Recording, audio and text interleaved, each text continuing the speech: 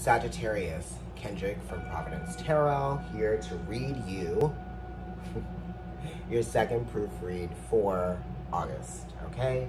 So here we go. I've shuffled your deck. I have not cut it yet. I'm going to do it now. But before I do it, I want to remind you that this is the last day to purchase your 20-minute reading for $20 for the Midsummer Flash Sale. So do that. Email providencetarotkendrick@gmail.com if you would like to take part in that. If not, enjoy the reading, and I hope that I gained a follower or a subscriber, okay? So Sagittarius, let's go ahead and cut it.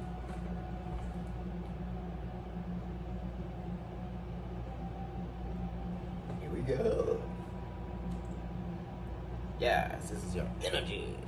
Just because it's not really your energy, it's Pisces, but Jupiter and Neptune.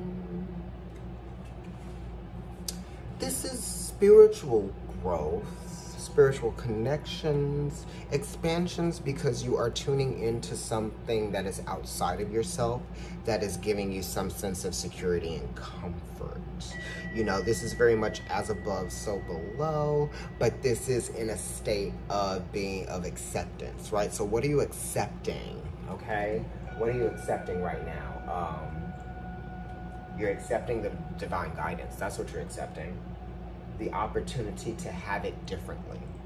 The opportunity to see things change, because the twos are talking about change, and it's talking about being of pure mind, spirit, right? So you might be feeling like you're able to communicate very clearly or communicate very purely, right, in a real way, because it is related to the second house, which is Taurus, and that's talking about the throat chakra, but it's the power of, you know, what you say, and also the power of silence as well. The High Priestess is very much the power of silence, but it's talking about when you need to be silent. It's not talking about when you don't need to be silent, okay?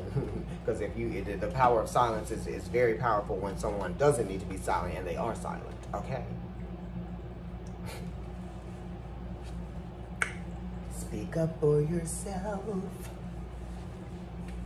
Which, why am I telling you to do that? You could be healing. Oh, look, honey, 2 of Cups. So you could be needing to speak up for yourself in a relationship in terms about what you need, right? And it could be like your emotional needs, okay? And you might need to admit to yourself what your emotional needs are, right? And sometimes when you admit to yourself what your emotional needs are, then you start, first of all, to heal. And then you're able to offer yourself those things that you need emotionally. And you don't have to look towards anyone else for validation, right? So this is somebody who's looking towards someone else for validation, or who seeks validation, or who gets validation from someone else, right? There it is, right? There it is. Okay, but this is someone that does not need that. That does not do that. It is a 2, but this is an individual, right? So it's saying the things that you have with someone, you can definitely have those things with yourself. Just in a different way. Because it is like a symbol of 11, which is related to the 11th house of Aquarius. Rethinking things outside the bounds of what you expect or what you're used to. Right? And this could be just kind of like a different type of person, different type of character, different type of personality, different nationality, different religion, just differences, right? So there could be something there too. So it's the power of eccentricity that is attracting you to someone else as well, or that is attracting them to you. Right? And I know I'm kind of contradicting myself, but it does go both ways, right? It's that story, but it's also the other one of not needing to seek validation in someone, because when you don't do that, then it's kind of like you stop, like, you know, trying to attract or going towards those things that you are used to, right? Consuming, or those things that you are used to, you know, attaching or aligning yourself to. So then you focus on yourself, you focus on giving yourself the love that you need from others and the validation, and then you start like gaining from that. You start learning from that, you start growing from that. And then other people start seeing you that probably weren't able to see you before, and then you weren't able to see them. So it's somebody that's different, you know, because now you're in that energy that you needed to be in, a higher vibration, all of that, you know. And Pisces, the High Priestess, that's like God, right? It's the Christ principle. You know, when you see people who are Christian with that fish on the back of their cars, there's a connection there. Okay, so let's look at the card that's on the left. The Tower. Right, you don't need validation. A relationship does not equate happiness, and a relationship definitely does not quantify the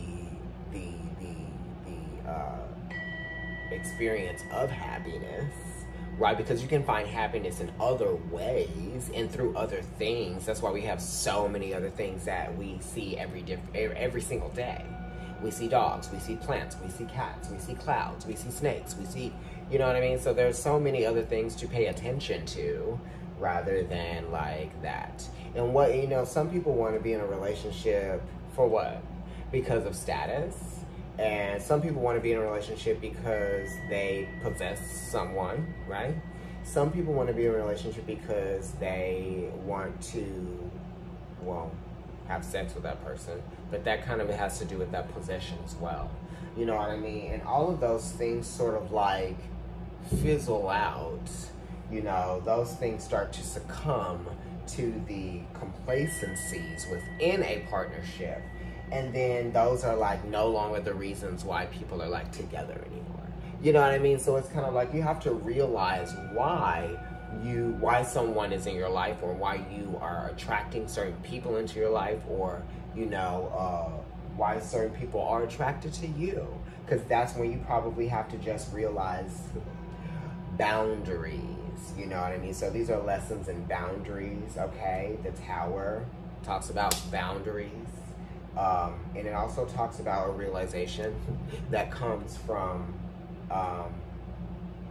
something being taken away, or, you know, you being forced to move past something, that type of thing. Yeah.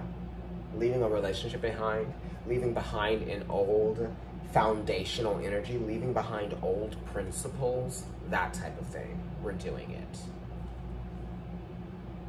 It's no longer the same. Thank goodness. Ooh, Sag. The relationship is over. And I mean that in the most loving way, because sometimes you just need to be taught. All right, and we got the Tower here. We got the Two of Cups here. We got the High Priestess here. And we have the Three of Swords here, darling. So you've known this. It's been a long time coming. And, you know, it just was a matter of time before, you know, balance or a little bit of justice, or sorry, the understanding was actually realized, or, you know, there's nothing more to learn here. Let's flip over these cards.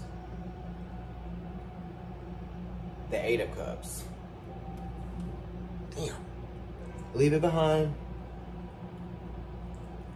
Right? Whatever.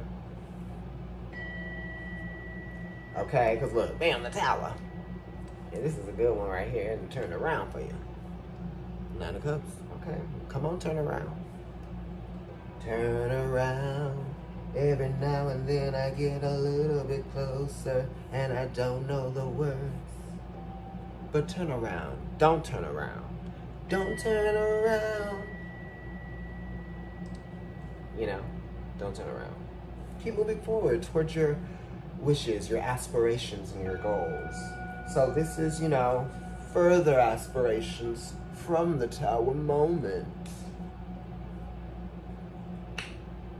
Ooh, child, thank goodness the Nine of Cups came up after the Eight of Cups. Now let's see what's behind this Three of Swords. Ooh. This is good, Sag. You know. Relationships are a dime a dozen. Sex is as well, you know. Don't stay with an FB just because, you know, that's good, right? Because you can get it with somebody, a bird just one by real quick. Okay. So, you know, maybe y'all are gonna have to give up a smashing relationship. Okay? Let it go. Anyway, Sag, email providencetarotkendrick@gmail.com if you'd like to get a reading with me. And follow me on Instagram and YouTube. Okay, it's Providence Tarot, and my personal account is NYC Kendrick. Bye.